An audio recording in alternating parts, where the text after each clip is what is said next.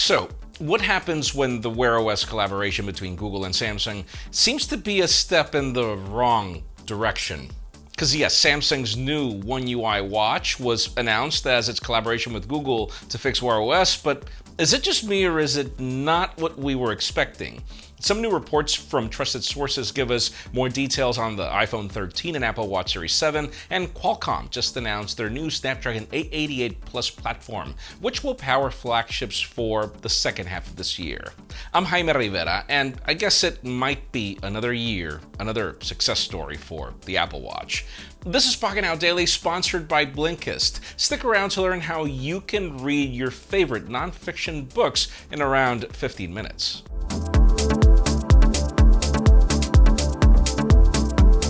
Let's kick the week off with some deals, and you can still skip these if you'd like in the time codes. Starting with OnePlus devices, the OnePlus 9 is available for almost $34 off, meaning it starts at $696. The OnePlus 7T Pro 5G McLaren, the most beautiful name, is $450 off, so you can grab it for $450. The Galaxy S21 Plus is still $200 off, so it starts at $799, and by the way, the Ultra is getting the same treatment, leaving that at $999. If you're looking for some true wireless earbuds, Samsung's Galaxy Buds Pro are getting a $50 discount, leaving them at $150. Amazon's Woot also has the AirPods Pro for $190, but you need to be a Prime member for those. Finally, if you want a new laptop, the Razer Book 13 is $100 off. You can grab the Intel Core i7 model for $1,500. We have more deals on Blue microphones, Intel processors, Amazon speakers, and more in the description. Let's keep talking official news and switch gears onto Qualcomm, as the company just released the Plus variant of the Snapdragon 888 platform.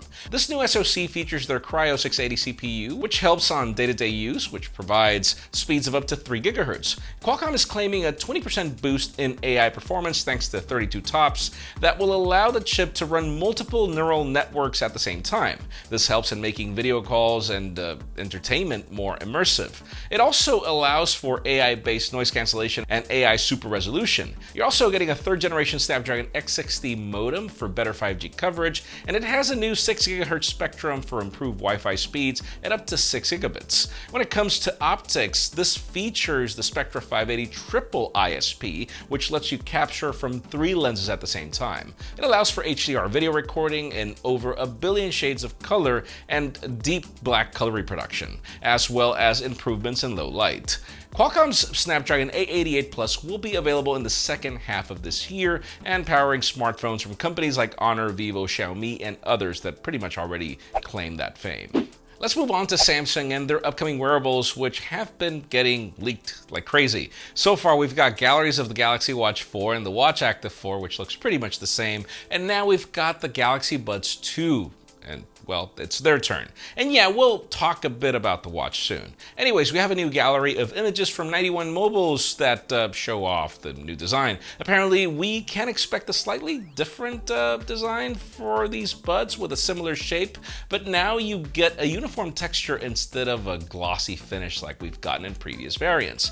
There's also 2 microphones that will most likely help with noise reduction, but I don't think we can expect ANC considering that these aren't the Pros. The report mentions that we can also expect rubber tips, passive noise reduction like in the original Buds, and your typical squared case that's pretty much available in the new models. Now, speaking of the case, all of them will apparently have a white case on the outside, but then it will match the specific color variant on the inside. And you can expect black, white, purple, and green flavors. Each Bud is expected to have a 60 mAh battery, and the case will support 2.5 watt charging. We are reportedly getting these at Samsung's Unpacked along with the foldables, so let's see what we get. I mean, if only they ditched the capacitive buttons for real ones, that would make them really awesome. But alright, let's move the spotlight onto Cupertino and things we can expect this fall, starting with the iPhone 13 series or 12s or whatever you want to call it. We have a new report from Ming-Chi Kuo that details some new camera upgrades. Kuo mentions that the 13 Pro and 13 Pro Max will feature an upgraded ultra-wide-angle camera with autofocus when compared to the current fixed focused ultra-wide lens we've got on the 12 series. Now, if you're wondering why this matters, well, think of macro capabilities, which aren't really mentioned, But then another possible case is for you to get crazy shallow depth of field if they provide the improved aperture. The new lens would also provide added improvements in image quality and sharpness. Now, moving on to the Apple Watch, we have a new report that gives us a better idea on things we are getting and why we're not getting others. I know it's weird, but in a new report from Bloomberg, they claim that the 2022 model will introduce a body temperature sensor. Now, the reason why this is relevant right now is because Cupertino was reportedly adding it this year, but they thought it would be a better idea to make room for a larger battery, which would require them to remove the sensor. Other reports also mention that we're getting a more compact dual-sided chip, which also gives more room for the larger power pack. Leaks point to the watch being slightly thicker as well, but nothing too noticeable, and we can also expect better UWB support and the new square design, which was leaked a couple of months ago. Hopefully, with these changes, we're finally getting the 18 hours of battery life that Apple has been advertising since the first generation and has never been able to achieve. But before we get to the hottest news, let me tell you about today's sponsor, Blinkist, which solves one of my biggest pain points. See, I love reading books, but I'm also a very busy guy, which often leads me to just leave my books halfway done for months. It's actually the reason why I started this video series. I felt busy people like me needed someone to cherry pick the news and provide a good summary. Well, think of Blinkist as the same, but for books. Blinkist is a very cool application that grabs popular non-fiction books and condenses them into shorter versions that contain the most important parts of the book for you to read or even listen to them while multitasking. Now, what's crazy cool is that these summaries are so good you'll be done in under 15 minutes on average. Trust me, one of my favorite books of all time is The 7 Habits of Highly Effective People from Stephen Covey. It's a pretty complicated book, and the summary was fantastic. I highly recommend you give Blinkist a try. To the first 100 people to go to Blinkist.com/pocketnow are going to get unlimited access for 1 week to try it out. You'll also get 25% off if you want a full membership, and you can cancel anytime during that trial.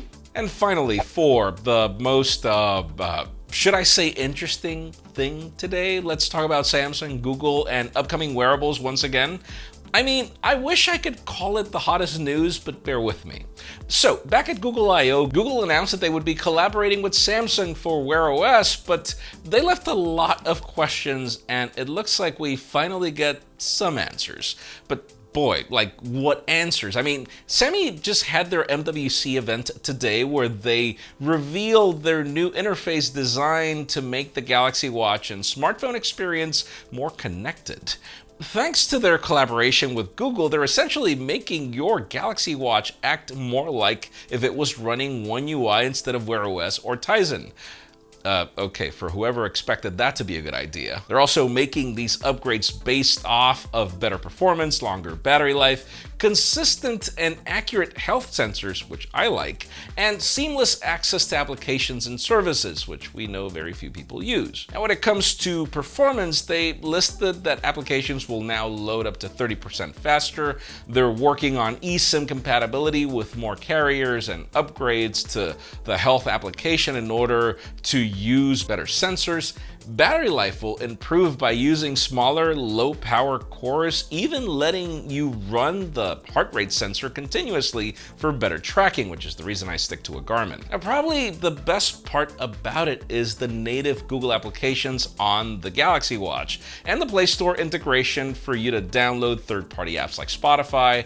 Now, anyways, Samsung and Google are letting developers play a huge role here, so we hope they deliver as well. I mean, watch faces are also getting a big change where Samsung is giving their design tools to developers for third-party watch faces, and apparently the consumer can expect more freedom for designs as well.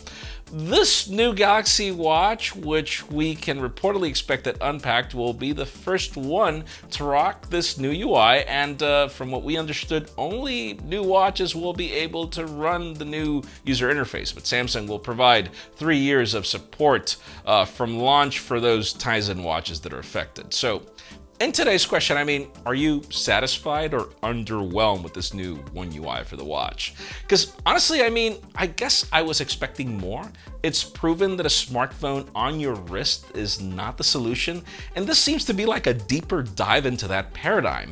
But again, it seems that because we didn't get more concrete information, it might just not be the best time for me to provide any opinion until we do. So anyways, I don't like what I see, but it's mainly because I'm against having a smartwatch on your wrist. I would rather have a more dedicated product that will do a better job on your wrist, but that's just me. Leave us a comment down below. We'd love to know your opinion. Friends, again, if you want to get the news earlier, follow us on Pocketnow.com and subscribe to our channel for more videos like this one. You can also follow us on social medias. Our extended coverage happens on Instagram, and follow me on my personal handles to see me state facts, whether we like it or not, sadly. Please give this video a thumbs up if you like what you saw. I'm Jaime Rivera. Thanks so much for watching. We'll see you tomorrow.